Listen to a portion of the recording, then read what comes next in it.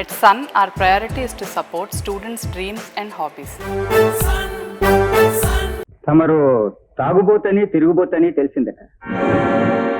అటువంటి వ్యసనపరుడు చెల్లెల్ని చేసుకోవటం ఇష్టం లేదని ఖచ్చితంగా చెప్పేశారు.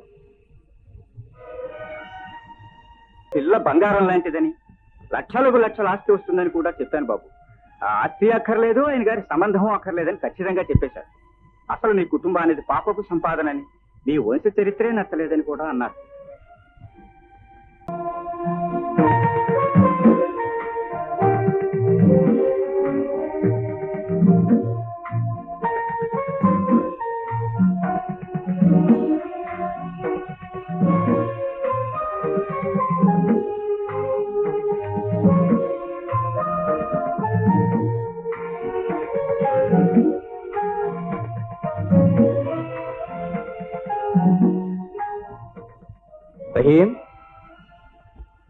సార్, రంగనాథం గారిని రేపు పొద్దున ఒకసారి ఇక్కడికి తీసుకురా.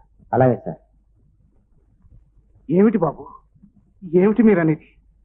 పార్వతికి శివప్రసాద్కి పెళ్లి జరిపించమంటారా? అవును రంగనాథం గారు, బాగా ఆలోచించి చెప్తున్నాను. అదేమిటి బాబు, వాళ్ళెవరో తెలుసుకోకుండా వాళ్ళ వంశం ఏమిటో, తల్లిదండ్రులు ఎవరో. రంగనాథం గారు, వాళ్ళ గురించి తక్కువగా మాట్లాడకండి. అతని కుటుంబ చరిత్ర, వాళ్ళ వంశం అంతా నాకు బాగా తెలుసు. అతనికి తల్లిదండ్రులు లేకపోయినా నేను అన్నగా నిలబడి పెళ్లి జరిపిస్తాను. ఏమంటారు రంగనాథ్ గారు? బాబు, మీరు పిల్లల మనసు అర్థం చేసుకుని మన పెద్దరికం నిలబెట్టుకుంటే మంచిది రంగనాథ్ గారు. అవును బాబు, ఆ మాట నిజమే. వెంటనే పెళ్లి జరిపిస్తాను. మీరు కాదు, ఈ పెళ్లి నా చేతుల మీదుగా నేను జరిపిస్తాను. మంచి రోజు చూసి ముహూర్తం పెట్టించండి. అలాగే బాబు, వస్తాను.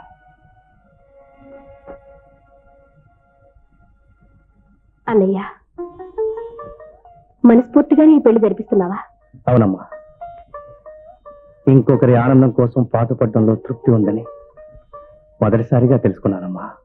ఓం ధ్రువం తే రాజా వరుణో ధ్రువం దేవో బృహస్పతిః ధ్రువం తగింద్రః చాగ్నిశ్చరాత్రం భారగదాం ధ్రువం ధ్రువోతే రావధారా కులగ్నే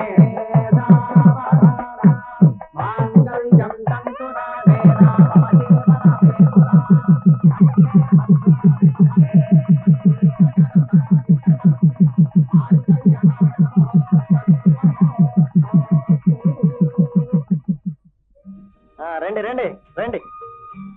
ఇదండి మీ కొత్త ఇల్లు. ఇల్లు చాలా బాగుందన్నయ్య. అమ్మా, ఇందులో ఒక విశేషం ఉంది, గమనించారా? ఈయన ఒంటరిగా వచ్చినప్పుడు అవుట్ హౌస్ తలుపులు తెరిచింది నేనే. ఈయన జంటగా వచ్చినప్పుడు ఈ ఇంటి తలుపులు తెరిచింది నేనే. అదృష్టం ఆయన గీతలు కాదండి, నా చేతిలో ఉన్నట్టుంది. అదే నువ్వు నవ్వుతున్నావా? బాగుంది. పళ్ళపొడి కంపెనీ అడ్వర్టైజ్మెంట్ కి బాగా పనికొస్తాం. పద పద, వంటగా చూపిస్తాం. పార్వతి, రావే. రంగనాథ్ గారు, ఈ పెళ్లి వల్ల మనం ఎంతో దగ్గర బంధువులు అయ్యాం. నాకు ఆప్తుడైన వ్యక్తిని చిన్న ఉద్యోగిగా నేను చూడలేను. అందుకే ఒక నిర్ణయానికి వచ్చాను. ఏమిటి బాబు? మీకు ప్రమోషన్ ఇచ్చి విశాఖపట్నం బ్రాంచ్కి మేనేజర్గా అపాయింట్ చేస్తున్నాను. బాబు, మీరు చేస్తున్న సహాయాలకు కృతజ్ఞతలు ఎలా చెప్పుకోవాలో. చూడు వరాలు, మా ఇంటి పేరు చూడువారు కాదు, పైడివారు. ఏదో నా పిండాకుడు వారు. ఇదిగో ఆ కిటికీ మాత్రం తెరిచొచ్చు. ఏ?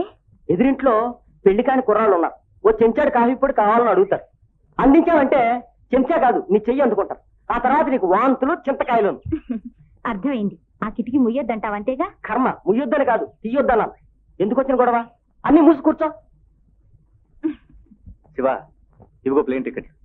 హనీమూన్ కాశ్మీర్లో ఏర్పాటు చేశాను. కొన్ని నెల రోజుల పాటు అలా తిరిగి రండి. ఆఫీస్ పని వదిలేసి ఇప్పుడు ఎందుకు సార్? నెల రోజులు చాలా సార్ అంటాం అనుకున్నానే. ఆఫీస్ ఎప్పుడు ఉండేది. వెళ్ళండి. Wish you happy trip. Thank you sir. Madhu, వెళదామా? శివ, మీ ఫ్లైట్ రేపు పొద్దున 7 వరకే. ఓకే, వస్తాను. పార్వతి, నువ్వు ఎప్పుడైనా విమానం ఎక్కావా? లేదండి. మీరు? ఎక్కలేదు, కానీ ఎగురుతున్న విమానాన్ని కింద నుంచి చాలా సార్లు చూశాను. ఏ, విమానం ఎక్కాలంటే భయమా? అబే, నోనో, భయం ఎందుకు? పార్వతి, నువ్వు ఏం భయపడకు. విమానంలో కళ్ళు మూసుకొని కూర్చుంటే బస్సులో కూర్చున్నట్టే ఉంటుందట. సరే, మన పెళ్లి ఆర్భాటంగా జరుగుతుందని నేను ఎప్పుడూ అనుకోలేదు. నిజంగా శ్రీకృష్ణ గారు దేవుడు లాంటి వారు పార్వతి. పరాయి వాళ్ళమైనా మన పెళ్లికి ఎంత ఖర్చు పెట్టారో చూసావా? ఏమండి, ఈ ఖర్చులు ఆర్భాటాలు లేకుండా ఓ గుళ్ళో నాకు పసుపు కట్టినా ఇంత తృప్తి పొందేదాన్ని నేను. మనకున్నంతలో, మనం సంపాదించుకున్నంతలో సర్దు బ్రతకటమే ఎంతో ఆనందాన్ని ఇస్తుంది. ఏమైనా శ్రీకృష్ణ గారు, ఏమండి, ఇలా కబుర్లు చెప్తూనే ఉంటారా?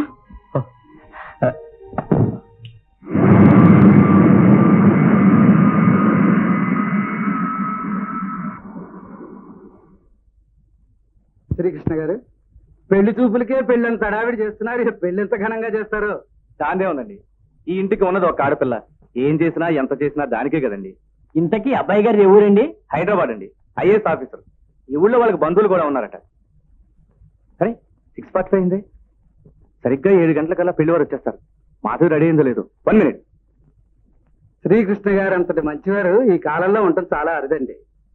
చెల్లెలంటే ఎంత అపేక్ష, ఎంత అభిమానం. అదు ఏమిటమ్మా ఇంకెలా ఉన్నావు? వాళ్ళు వచ్చే టైం అయింది. ఏం చేయమంటారు అన్నయ్య గారు? ఇన్ని చీరలు తెచ్చిపడేశారు, ఏదైనా కట్టుకోమంటారు? నీకు నచ్చింది ఏదో ఒకటి కట్టుకోమ్మా. అయితే అన్ని చీరలు కట్టాల్సిందే. అదా నీ ప్రాబ్లం. ఇది కట్టుకో తొందరగా. కమాన్, క్విక్ క్విక్. మేనేజర్ గారు, సార్ టైం అయింది, వారు ఇంకా రాలేదు. వాళ్ళ బంధువుల ఇంటికి ఒకసారి ఫోన్ చేయండి. బయలుదేరలేదు. అదిగో మ్యారేజెస్ మాధవ్ గారు వచ్చేసారు. ఏమండి, వారు రాలేదా? వాళ్ళు చెప్పండి. తమరు కాస్త ఇలా రండి.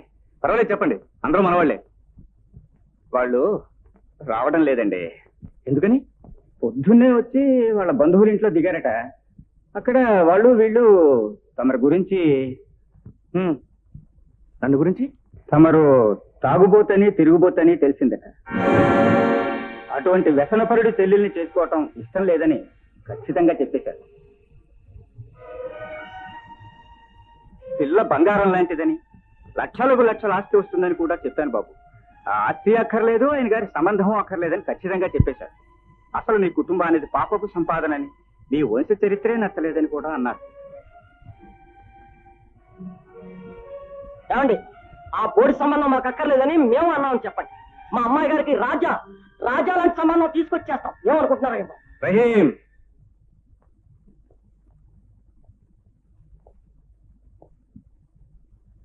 మీ అందరికీ శ్రమించాను. I'm very sorry. ప్లీజ్ వెళ్ళిరండి.